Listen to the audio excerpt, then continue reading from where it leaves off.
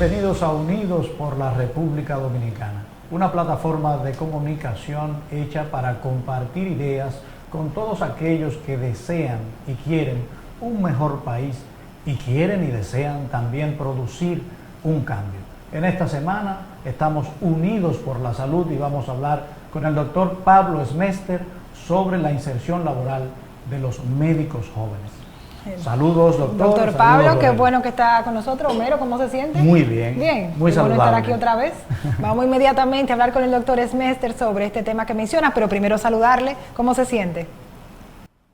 Saludos, muy bien, gracias por la invitación. Qué bueno. Mire, doctor, pues como decía Homero, nosotros tenemos esta semana el tema salud y hay una cápite que nos preocupa bastante y es esos médicos jóvenes, cómo se insertan al mercado laboral. Nos gustaría conocer su opinión sobre este tema. Bueno, mira, evidentemente el mercado laboral en el sentido de la salud ha cambiado un poquito. Recuerda que en estos tiempos las universidades, las academias están en una pausa relativa, terminando su año y su trimestre y su periodo semipresencial por telemedicina y virtual. Eso va a retrasar un poquito las graduaciones, pero en cuanto a la inserción laboral, yo creo que las oportunidades de trabajo deben venir por ahí, porque ahora en el futuro próximo, inmediato, va a haber muchas cosas que hacer y aquel profesional de la salud que ya esté graduado y tenga todas las condiciones necesarias de la ley, podrá accesar a un puesto de trabajo prontamente. Las estadísticas indican que no tenemos la cantidad de médicos por habitantes en la República Dominicana. Y me gustaría saber si eso es cierto, porque también se dice que se gradúan muchos médicos. ¿Cuál es la realidad? Sí, y eso va a depender mucho de qué tipo de profesionales que estamos hablando. Acuérdate que hay médicos generales, que es el recién graduado, que hace su año de pasantía y obtiene un exequatur, una licencia para ejercer, pero también están los médicos con las diferentes residencias para hacer sus especialidades ya específicas. Entonces, en ese sentido, tenemos sobrepoblación de médicos en algunas especialidades y tenemos falta de médicos en otras. Por ejemplo, medicina familiar y comunitaria, faltan bastantes médicos que puedan suplir esos nichos que tenemos ahí en el mercado vacío. Pero hay otras especialidades que tienen una sobrepoblación de especialistas, valga la redundancia, y entonces no pueden acceder a esa plaza laboral como lo desearían. También hay otro aspecto que se condiciona y se suma a este, y es la parte geográfica. La mayoría del profesional de la salud quiere quedarse en las ciudades grandes para poder ejercer con cierto grado de holgura en cuanto a lo económico, una retribución económica decente, y por eso no van a las áreas más rurales donde realmente hay una necesidad imperante del profesional de la salud, y ahí es donde tenemos el mayor déficit. Sí, y nos gustaría saber entonces cómo podemos trabajar para que sí contemos con los médicos especialistas en las zonas que son requeridos y así evitamos el desplazamiento constante de los ciudadanos hacia el centro, poniendo en riesgo las propias vidas humanas. Bueno, mira, ya eso es un asunto más complejo, una política de Estado que habría que hacer en cuanto a la reorganización de ese profesional de la salud. Para poderlo insertar en esos ambientes rurales y no urbanos donde realmente se necesita. Y eso tiene que venir desde las universidades, las residencias médicas, y poder contar con un censo real de dónde es que hace falta los médicos, qué tipo de médicos, con qué especialidad, y hacer un planeamiento a futuro para poder garantizar cubrir esas plazas en los diferentes centros. Doctor, en esta crisis de la pandemia del COVID-19, me ha sorprendido a mí conocer los datos sobre la cantidad de especialistas en infectología que hay en el país. Hay un déficit en esa área. ¿Por qué en un país que es atacado todos los años con diferentes brotes virales hay tan pocos graduados especialistas en esta área? Bueno, recuerda que desde que es una convicción individual la especialidad que tú vas a perseguir, hasta que tiene que convertirse en una política de Estado el poder garantizar la cantidad de especialistas en las diferentes áreas que necesita una ciudad, un país, ese déficit se ve también afectado por el retorno, el reembolso y el retorno económico de esos especialistas que en nuestros medios no tienen tanta afluencia y tanta salida. Hace falta, como hace falta en otras especialidades, y yo creo que más allá de la convicción individual, si las condiciones están dadas para un ejercicio profesional decente, con ciertas garantías de nivel socioeconómico, pues se interesarán más profesionales de la salud por perseguir esa área, y también tiene que venir aunado con una política de Estado en salud para poder trabajar las necesidades específicas de cada una de esas profesiones y especialidades que hacen falta y en qué sitio hacen falta, y poder trabajar esos incentivos y esos nichos que hacen falta en el mercado. Ayer conversábamos con el doctor Mansur y la doctora Costa y exponían que uno de los problemas también que se ven dentro del sector salud es que la pandemia lo ha llevado a que se flote, es que no necesariamente tiene la preparación que se requieren aún dentro de una especialidad. Decían, mira, tenemos ahí los aparatos, los ventiladores para la respiración artificial en los casos críticos del COVID-19, sin embargo no teníamos un personal que supiera manejar estos equipos. ¿Qué tanto se preparan nuestros jóvenes? ¿Qué tantas oportunidades le dan para capacitarse y hacer frente a cualquier situación de salud? Bueno, depende del nivel en el que tú te encuentres, porque evidentemente un médico general no tiene la necesidad de conocer a fondo la utilización y la forma de uso de cada uno de los equipos que utilizamos en medicina, y más allá si son equipos ya de utilización específica, cuidados intensivos, salas de emergencias y áreas ya más cerradas y controladas.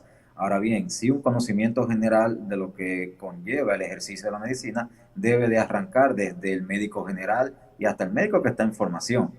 Pero eso se va muy de la mano de tu necesidad específica y de lo que contempla tu programa de academia de la residencia en la cual tú estás ejerciendo. Pero usted entiende que sí, Hay que se preparan, ciertas... que aquí se forman bien a los médicos, o sea, que contamos con la estructura universitaria y con los profesores para darle todas las herramientas necesarias en cuanto a conocimiento a nuestros médicos. ¿Se entiende que sí? Como en todos los países, tenemos lagunas y tenemos deficiencias en ciertos puntos que son oportunidades de mejoras del sistema de salud y de la parte académica en salud, pero si tú te fijas, la mayoría de los médicos dominicanos tienen un nivel de ejercicio bastante aceptable, y cuando salen de academias, de residencias ya aprobadas y reconocidas, pues se prueban en fuego en nuestro país, porque recuerda también que no solamente es la falta de conocimiento en cuanto al uso, sino que muchas veces la deficiencia de esos equipos en los diferentes centros, incluso en los académicos, no permite que puedan ser entrenados en el uso de los mismos, y tienen que venir a alcanzar este entrenamiento ya en una educación médica continua, en ciertos cursos, ciertos talleres, para poder adquirir esos conocimientos del uso de ciertos equipos, porque en muchos sitios en centros de salud de nuestro país no los poseemos.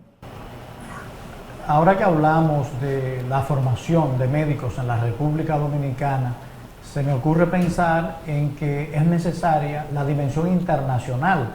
Sabemos que aquí se pueden cursar especialidades, pero los médicos por lo regular tienen que acudir a centros académicos internacionales para formarse, y no necesariamente los jóvenes tienen los recursos necesarios. Los programas de becas que existen, ¿usted cree que son suficientes o puede existir en el futuro un programa especializado, focalizado, para ayudar a los médicos jóvenes a estudiar fuera? Mira, los programas de becas son muy buenos. El problema con la especialización en medicina es que a donde quiera que tú vayas a emigrar para poderte realizar como un profesional, como un especialista, hay muchos pasos, muchos exámenes y muchos protocolos que cumplir, que no es solamente el adquirir una beca en los momentos donde tú puedas tener acceso a las mismas, que podemos, es una oportunidad de mejora y podemos mejorar esos acuerdos. Pero, por ejemplo, la fuga de cerebro de nuestro país más grande va hacia Estados Unidos en cuanto a medicina, y Estados Unidos no es una beca, tú necesitas una serie de exámenes y protocolos que cumplir y que pasar para poder aspirar a tener una entrevista, y luego de esa entrevista ver si tú puedes cuadrar con ese hospital al que tú quieres ir y te ofrecen ese puesto de trabajo. Entonces ahí las becas tienen sus pros y sus contras en cuanto a la especialización del médico. Pero sí, evidentemente en nuestro país hay una fuga de cerebro en medicina bastante elevada y te das cuenta que el problema no es el médico en sí, porque allá sobresalen dentro de sus pares y sus compañeros, sobresalen en cuanto a trabajo, en cuanto a academia y en cuanto a conocimiento. Entonces, si tenemos a un material médico que se prepara, se forma correctamente en nuestro país, ¿cuáles serían los obstáculos que debe vencer un joven que quiere insertarse dentro del sistema hospitalario? Bueno, mira, lo primero es que tenemos que transparentizar las plazas, los puestos de trabajo para ese profesional joven que quiere insertarse, poder hacer, si podemos decirlo así, un censo de cuáles son las plazas que están disponibles, en qué momento se hacen disponibles esas plazas y un mecanismo para tú poder aplicar a esas plazas. No sé si ustedes se acuerdan que anteriormente se trabajaba por concursos y el médico decía, bueno, ya yo gané el concurso y aquí no me saca nadie. Pues hay que crear los mecanismos institucionales para que el médico pueda accesar a esas plazas que están hábiles y que lo haga el médico que realmente cumpla con los requisitos y cada hospital entienda que puede conseguir el profesional de la salud de mayor capacidad y que más le conviene a ese puesto de trabajo. Pero también así poderle garantizar al profesional de la salud en algún momento su salida del sistema y una salida digna con un programa de pensión que lo deje sentarse en su casa y no que tenga que seguir ejerciendo indefinidamente porque no tiene cómo poder sentarse en su casa. Entonces son muchas las aristas que hay que trabajar desde el punto de vista académico, desde el punto de vista laboral, desde el punto de vista socioeconómico, desde el punto de vista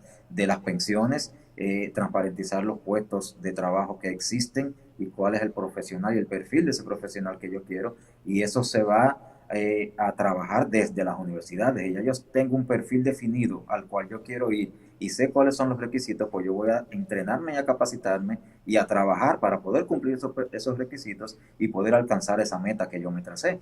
Entonces todo es un conjunto de condiciones que deben de darse para que ese profesional de la salud se inserte en esos puestos de trabajo y esos puestos de trabajo consigan un profesional de salud con la mayor calidad posible. Doctor, usted mencionó que antes se trabajaba por concurso y yo pensaba que había concursos de oposición para las plazas en el sistema de salud dominicano. ¿Cuál es el sistema para contratar a esos jóvenes profesionales?